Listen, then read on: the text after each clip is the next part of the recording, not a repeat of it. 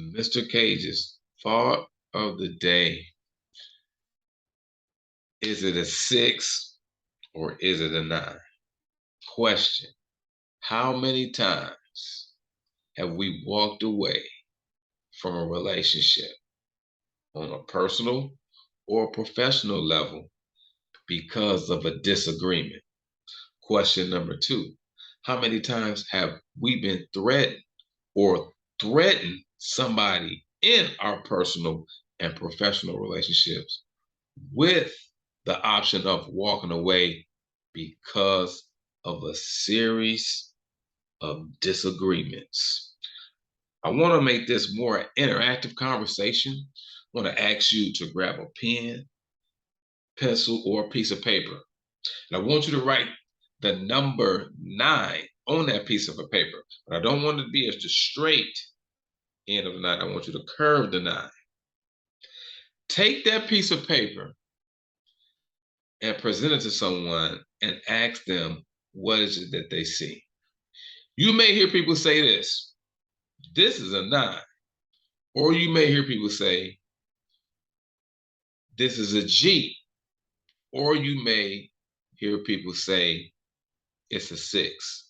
Each party, from a subjective standpoint, is right because our perception may be different based on our experience or based on the interpretation of our experience.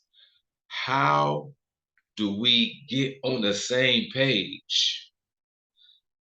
How do we understand each other's viewpoint? How do we minimize walking away from these relationships because of a disagreement? Compromise. Compromise is one of the master keys that we must employ to keep these relationships healthy and to keep these relationships on a personal and professional level solid and consistent. However, it does not happen if you saying to me that my 6, based on my perspective, is a 9. It does not happen if you say my 9 is a G, because there's no compromise there.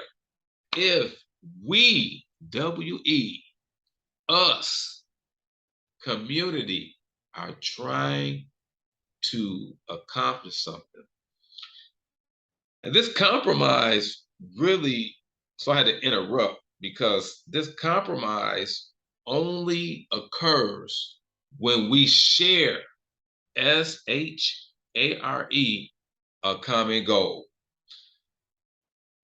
We can hear each other's viewpoint, whether I believe it's a 6, you believe it's a 9, or she believes it's a G. But if we don't have a common goal, we, us, ours, then we will argue. And you will tell me that my 6 is your 9, and the other person will say to you, well, your 9 is my G. And we'll agree to disagree, but sometimes the negative energy associated with such conflict deters people and turns them off.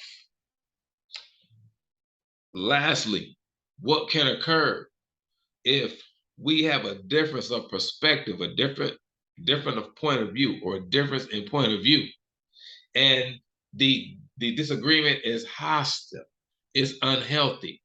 Either one of these 3 things is going to occur. From a psychological standpoint, I'm going to add this third one because it's not mainstream or customary.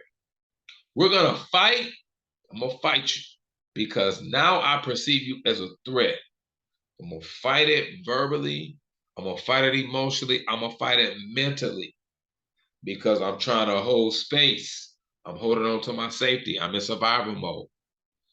Flight, I'm going to walk away from this relationship because it's too much for me It's toxic, it's unhealthy, and my perception is that you're trying to force my 6 to be your 9, or I will freeze.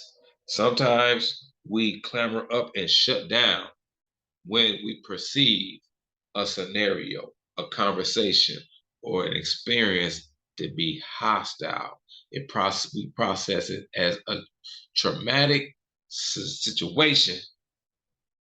And sometimes when people perceive or are in these kind of situations for safety purposes, they shut down.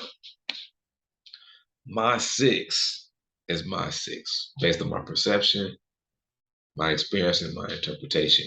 Your 9 is your 9, and that person's G, maybe their G, but we can all see the same thing differently because we all have a different perspective.